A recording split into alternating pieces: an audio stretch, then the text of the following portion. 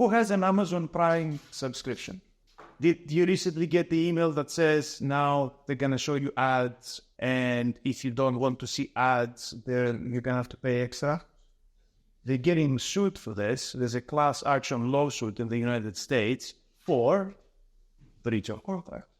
Because when we signed on when we renewed the Prime subscription for the year, we thought we were getting something. Now they're changing the deal on us, so maybe they shouldn't be doing this. What we're here to talk about is a little bit about what the exam is going to be like, an exam technique, how to answer, and then how to answer problem questions and essay questions in the context of your exam. So far as I know, you're going to have 4 hours and 15 minutes, and you have 8 questions out of which you choose 4. When you get your exam invitation, then you've got the specific rubric for the exam that's got all the instructions of what you need to do. But the baseline of what we're preparing towards is this: 4 hours and 15 minutes, and you have 8 questions out of which you write 4. This is good because you don't have to prepare at the same level across the entire syllabus, because there's quite a lot of stuff in there. But how do you make the selection, how to prepare for the various topics you come across? Because we've got like a long range of things. We've got the things that come under formation of contract, then we've got some things about performance, then we've got some things about breach, then we've got the things that could be wrong with the contract in terms of misrepresentation, mistake, undue influence and duress, a variety of kind of little things that kind of don't quite fit in a particular category. So if you line these up together, then you certainly got more than 8 distinct topics, and you have some choices to make how to prepare best within those topics. Now, my advice is you need to have a basic understanding of the totality of the syllabus. Because the problem with contract law is that things don't make sense in isolation, and there's a progression of ideas. Obviously, you will have started with formation of contract, and you need to understand things like consideration. But when you get to breach and performance, then you might come across some of the same notions again. If you haven't looked at them before and you're studying something, say, from the middle of the module or the end of the module without having looked at the beginning, then it will not necessarily make any sense to you. So if you have a basic understanding, I'm not saying you're going to be experts on every single topic you come across, but you have a basic understanding of what's going on, then you can choose the topics that you are most comfortable with and then put some extra level of preparation in those. So pick 8 topics that you're best at and that you like, and prepare those to a high level, and hopefully amongst the 8 you prepared, you're going to hit enough out of the questions that you get into the exam paper to hit those topics.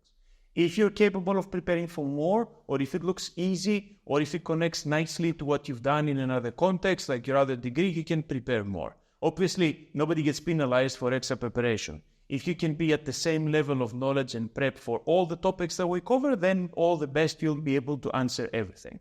But if you need to make choices because you're trying to prioritize and organize your time, I think it's legitimate that you pick out of the totality of, I don't know, like 12, 13, 14 topics we got in total. You pick 8 and you prepare those well in the hope that you're going to be able to answer 4 questions.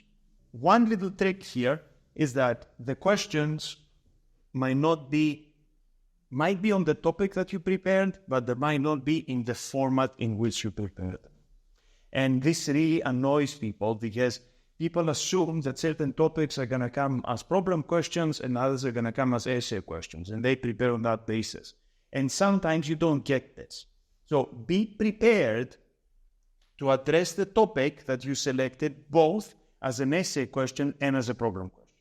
And as we will see in a moment, there are slightly different skills and different things you need to watch out for when you're preparing something as a problem as opposed to when you prepare it as an essay. So don't be caught in this. Say, I prepared the 4 topics as essays and the other 4 topics as problem questions, and I'm going to be great, and then you get the topics mixed up together. The exam itself takes place electronically, unless you've been told something different. It takes place electronically on some funky new software that the university has purchased that is called, it's called Inspera. It's a little bit like this.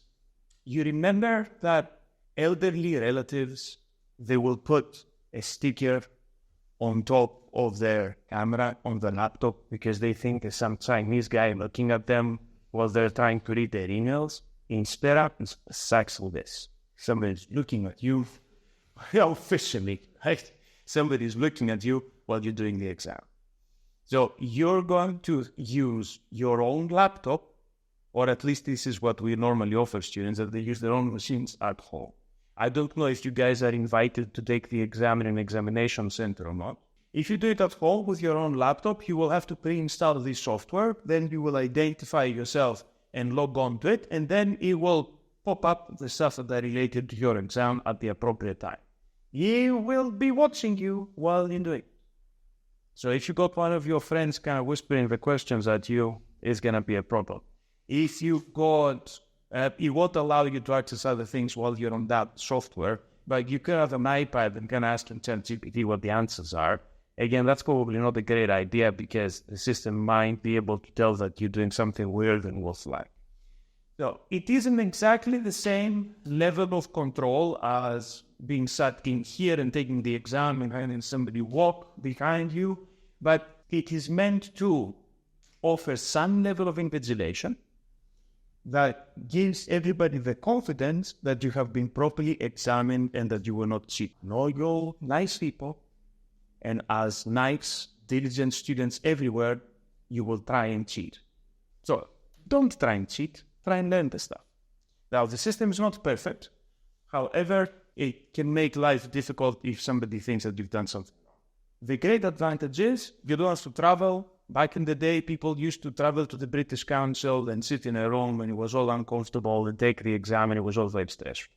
So it's a lot nicer to have the exam at home, even if you're using some sort of invigilation software on your computer.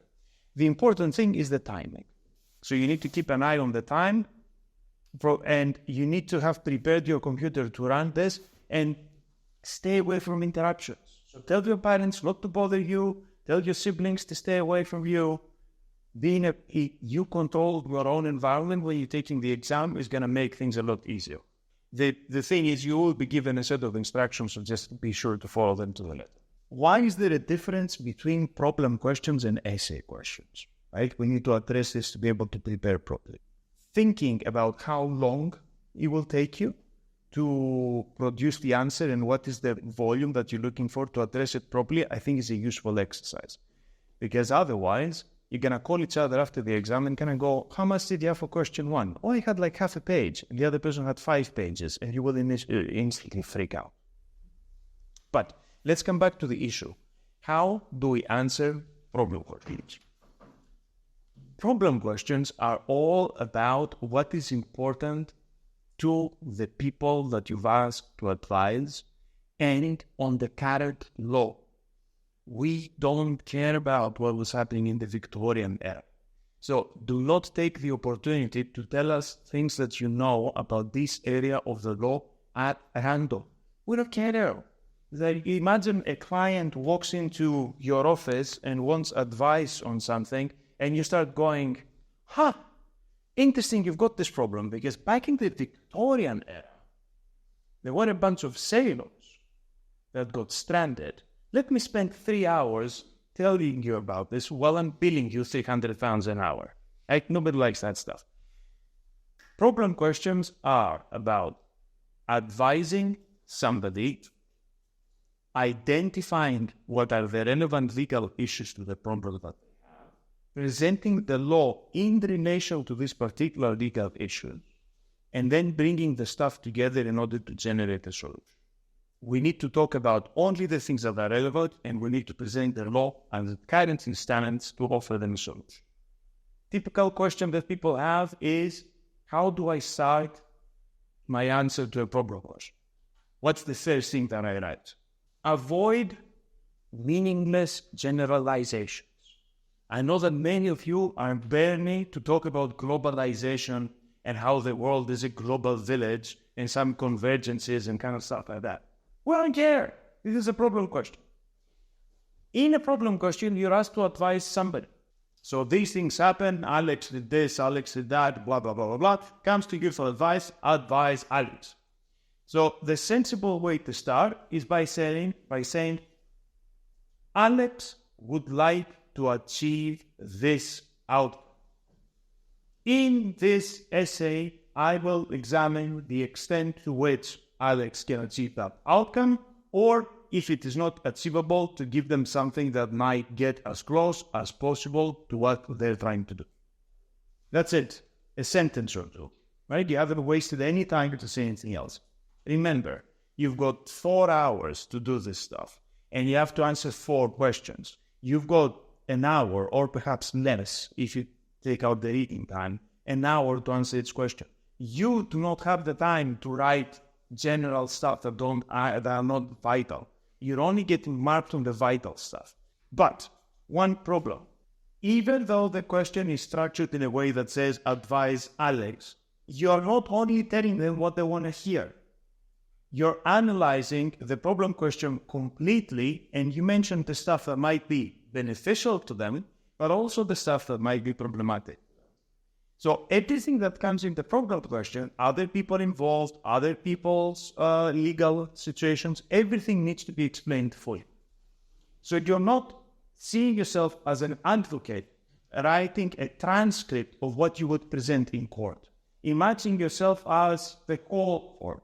So you need to discuss things that are relevant to Alex's case, perhaps detrimental, things that are important for the other people that appear in the problem question. So you offer a full analysis, the good stuff, the bad stuff. You analyze everything and reach a conclusion. Should you worry if the conclusion is that Alex is going to lose? No. You're not getting marked on getting the client to win. You're getting marked on your ability to analyze the law and apply the law to the facts that have been given. If your conclusion is Alex cannot actually achieve his objectives because the facts do not support what he thinks happened, then you're perfectly entitled to state this, and if the examiner agrees with you, then you get top marks. So don't reach the point that you're thinking, come on, I was meant to advise Alex, and Alex here is gonna lose. I've done this wrong, and I'm gonna lose marks. Don't worry. You need to start by saying, the person I'm advising seeks to achieve this. Wants to cancel their Prime account because Amazon changed the deal on that. Or wants to continue to have the benefits as these benefits were advertised when the person entered into the account, therefore no ads for me. Yeah? So this is what the client wants to achieve. Now we will analyze the law to see whether this is achievable. There might be more than one legal issue. Usually, there is going to be a central thing that is happening, but there might be a series of other additional things that you need to discuss. So be mindful that you may have correctly located one area of the law that needs to be discussed, but there might be more areas of the law that you need to address within the same problem. That's why having, as I said, a broad appreciation of what you're doing in the syllabus is essential. Because if you haven't studied a little bit of everything, how are you going to be able to identify what the issue is? Typical example, if you get a problem question on misrepresentation, but you've never studied misrepresentation because it looked like a kind of side topic, you're going to read those facts and you're going to think that this is a breach of contract question. And you will address it as a breach of contract question because you never knew the misrepresentation exists. You will provide some analysis, but because you incorrectly identified the legal issue, you're not going to get a great deal of marks. So having a broad understanding of the totality of what we're studying will allow you to identify correctly what the legal issues are, and then to assess. If you know this, you choose to answer this question, or. And there might be some kind of side issues that you also need to be familiar with. It could be that your question is about a modification in a contract. So you're thinking, right, this is effectively about consideration and how it works when they're changing the deal. But at some point, there might have been something there that looks like duress, that somebody agreed to the change in the contract because they were pressured by somebody else. So there could be your key legal topic, which is modification and the functional consideration, and a side legal topic, which is the operation of duress. If you never studied duress, you would miss this entire. You need to identify the legal issues that the question is about. Could be one, could be several. And then state correctly the law, and then analyze the law effect. I don't think it's a great idea to offer a description of what the law is completely detached from what's happening in your problem question.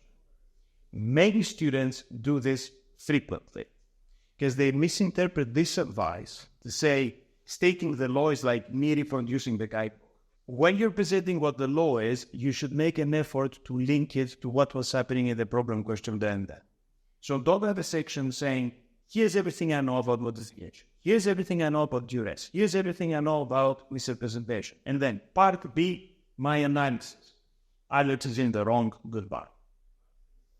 This is going to show that if you disconnect the things and if your analysis doesn't mention back in the law, your examiner is going to think that you identified correctly the areas, but you don't actually know how to analyze the law. So when we're saying here, you need to state the law and apply it, do not split your answer into part A, the guidebook, part B, the people. Try and do this together for every legal issue that you have. While you're doing this, think that the examiner is not enjoying their job. You know what's the most boring thing about doing academic work? If it's boring to you to write it, it's 10 times more boring for us to read it. So you are being examined by somebody who's in a bad mood already. You don't want people to be in a bad mood. You want people to be chill. Therefore, the nicer your paper looks, the more chill your exam eventually. I know that these days your exam papers are typed, so it's not your handwriting that's going to piss us off, because that used to be super annoying. I cannot even read my own handwriting, never mind other people's. No. Your exams are typed, which makes it easier for them to look nice and clean. But think about structure. My job as an examiner is not to put together a puzzle of information. So if your answer gives the impression that you know all of these things, but then you jumbled it up together and you threw it at me, and it's my job to reconnect this puzzle to be able to understand what you're doing, you're not doing a very good job. So structure is important. I'm not talking about anything particularly fancy here. As we already said, your introduction is very limited. It says, hey, I'm advising Alex, this is what Alex wants to achieve. Now, the relevant legal issues here are modification of contract and primarily consideration with a side note of duress. Present the law, apply to the facts for each legal topic, and then have a conclusion that says, is Alex winning or is Alex losing? That's it. Perhaps it sounds simple, perhaps it's not in practice, but be mindful that you're not going to be there to explain to the examiner what you're doing. The examiner doesn't have the opportunity to ask you follow-up questions. They're only assessing you on your written submission. So if your written submission seems jumbled up, then you're going to get a worse mark.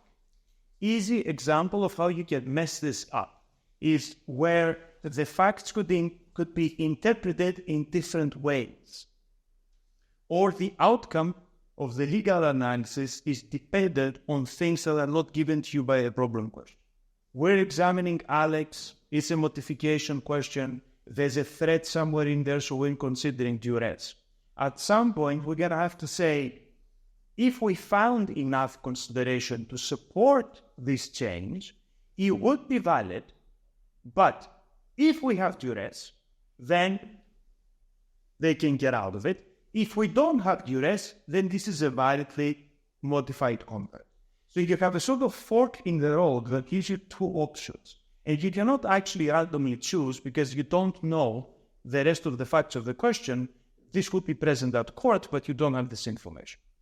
The way in which you present such a fork in the road is significant. You need to demonstrate to your examiner how you sequence things that brought you to these choices. And then depending on which road you're taking, you need to be able to link the ultimate outcome to that road. This is where structuring your answer effectively becomes significant. If you jumble this up, the examiner might not understand how you got to the point that you get. So they will know you understand modification, you understand consideration, you understand duress. But when it came to actually applying it to the facts, even though you mentioned the correct law, you kind of lost your way halfway through. So then now I don't understand how you reached this conclusion. Yeah, so it could be that you know the topic perfectly well and you knew the law perfectly well, but you fail to actually structure it in a way that communicates your knowledge effectively to your examiner. So think about your structure to be sure that your structure makes sense, and clearly your conclusion needs to reflect your analysis. Sometimes students will panic for the reason that I told you, that they think they need to get their client to win. And when the conclusion suggests that the client does not win, they think they got it wrong, and they put something in the conclusion that contradicts the rest of the analysis. That suggests to the examiner that you're not comfortable in your knowledge of the law, and then you get less marks. So, be confident in your own analysis and follow up in your conclusion. The way in which we state the law is through case law. I apologize for this, but it ain't my fault. You're going to have to remember lots of cases. Because the basics of contract law were established back in the Victorian era, and this is the law that is still applicable. We do not have a code that puts these things down in a regimented form. In Europe and in civil law systems, the situation is very different. The one thing that we've got that approximates a code is the Consumer Rights Act, perhaps in this area, right? But otherwise, we're not that heavily organized in terms of statutory material. So a great deal of where the law is will be in the cases. Unfortunately, you're going to have to remember cases. In your exam paper, you're expected to identify the case that you taught. So you can never say something is the law without telling us where that law is. Every time you make a statement of law, it needs to come with a case in brackets or a statutory reference. It is not the law because it makes sense. It is not the law because everybody knows where it is. It is the law only because you put in brackets a reference to a case or the statute. And I need you guys to remember this, because many times when I ask the students, why did you answer this? They start explaining, well, because they did this and they did that and it makes sense. I don't care if it makes sense. I only care where the law is expressed in a particular case. That is your one and only explanation of what the law is. So you're going to have to do this, and you can only do this if you remember the cases. You don't need to remember all the details. So if you say, in Williams and Roffey, we're cool. I know what you're talking about. You don't need to remember the date. You don't need to remember the citation. You don't need to remember what the judges were wearing, right? Nobody cares. Identify the case. If the case is distinctive enough to be identified by a single name, fair enough. If you need two names, because there are lots of Williams cases, okay? So then you need to say Williams. If you say folks and beer, if you just say folks, we know which one it is because there is no other. Statutory information, you need to be exact. So you cannot simply say it's in the Consumer Rights Act, it's in the Sale of Goods Act. You need to tell us which section you're talking about. If you have the right to use a statute book, then this is not a problem. You can look up the reference in the statute. However, do not rely on material you've got with you to look at things for the first time, because you will not have the time to do this. You need to know the stuff already, and you know what it is, and you just use the resource for validation. It's like, was it section 17 or was it section 16? But if you need to go through the table of contents to find the section to begin with, you're losing a great deal. If you're offering a discussion and you just need to offer where this law is coming from, the name of the case, enough, nothing else. I don't care if they were sailors, if they were farmers, if, what. But if you're trying to make a connection between the facts of your case and the facts of a case that appeared before a court, because there is some parallel there, then you would need to say something about the case. But talking about the facts of the case is extremely unusual. Normally, we mention the legal principle and we stick the name as the legal reference in brackets, and that's it. So every time you find yourselves talking about the facts of the case, slap yourselves and think, should I be doing this? Why am I talking? Why does anybody care that there were sailors or whatever it was? Usually, the legal principle is the only thing that matters. The danger is that if you want to talk about the facts of every case you come across, your whole answer is going to be facts about cases, and you're just never going to get to analyzing the question properly. Essay questions. Essay questions are a little bit different. Why is an essay question different than a problem question? In an essay question, we are entitled to talk about context. We're entitled to talk about the law as it was historically. We're allowed to speculate about how the law might be in the future. The problem with essay questions is that they are more difficult. So I normally avoid essay questions because they require the depth of knowledge in the particular area that you may not have. If you are not very well prepared, or you're unlucky and all the topics that you prepared are not in your exam paper, you've got better chances of passing by attempting problem questions as opposed to essays. Because what happens with the essay is that you start writing and you wrote 5 lines and then you run out of things to say. And this looks stable. When you're answering a problem question, by the time you can unpacked the facts of the problem question and threw in some legal references, you've already written like a page and a half. So even if your knowledge is shallow, it still looks way better than 5 lines addressing essay. But you still need to prepare some of your topics in the form of essay questions because they will come up. And also, as I said, you need to protect yourselves that your favorite topics do not necessarily come as problems and they might come as essays.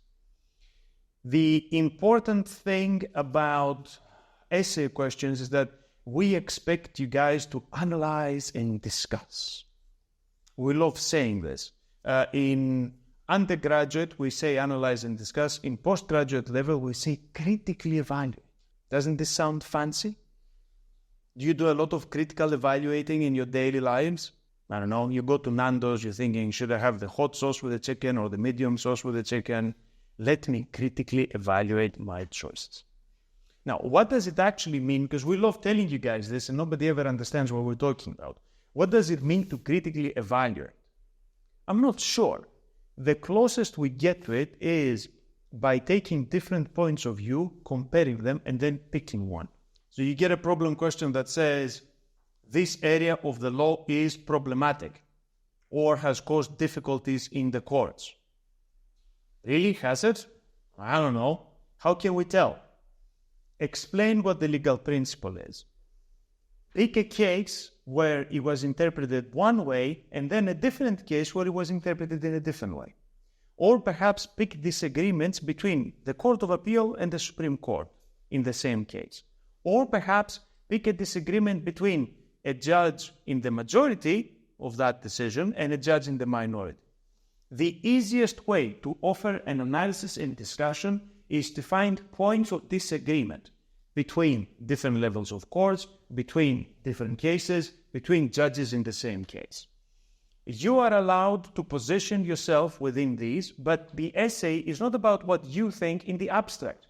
I don't care what you think. You don't know anything about this. You're students, right? Actually, nobody cares what we think either. However, we are presented with different points of view, and it is legitimate to pick one. So your structure here is a little bit different.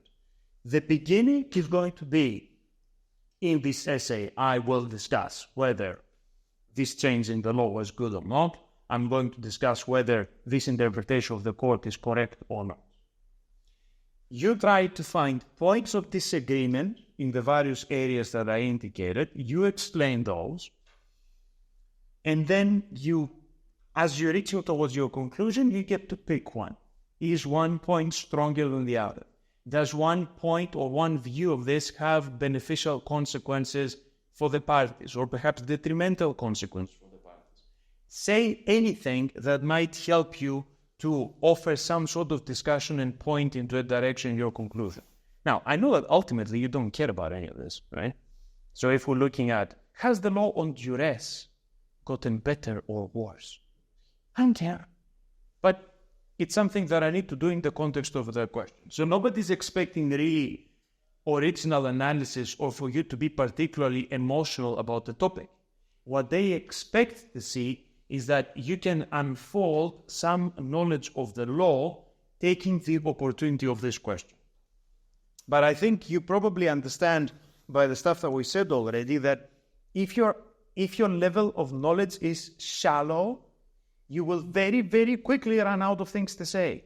Or you will only be able to represent one opinion on one idea and you won't be able to find something to contrast it. So you can have that discussion. Summary of the things that you should and you should not do. You're given the exam paper. The exam paper has got something like 8 questions. Do not choose the questions that you want to answer without looking at all of them.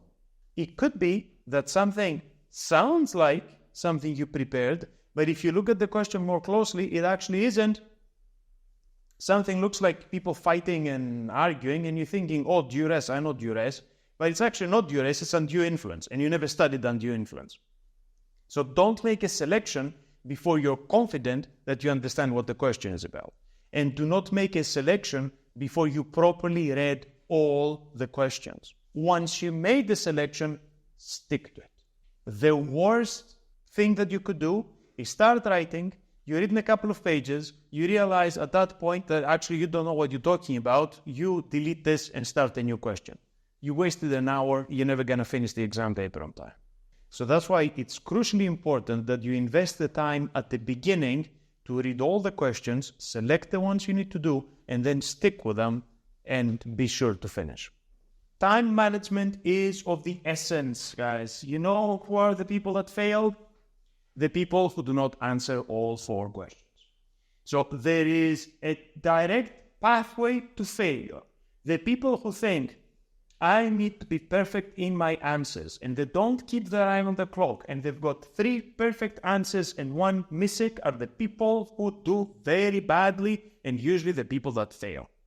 You're better off having 4 average answers or 4 incomplete answers than anything else. Time yourselves to the second, and the moment you finish the time you had allocated to the question, stop mid-sentence, move to the next question.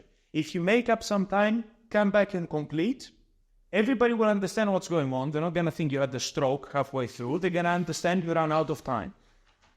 If necessary, write in brackets, I ran out of time, and leave it at that. But the examiner will understand anyway. Don't write any other messages to the examiner, right? But you're allowed to say, ran out of time. But it is crucially important that you answer all 4 questions. As I said, your structure needs to be clean and your organization needs to be clean. So I understand what you're trying to say. And, it's always best to try not to cheat.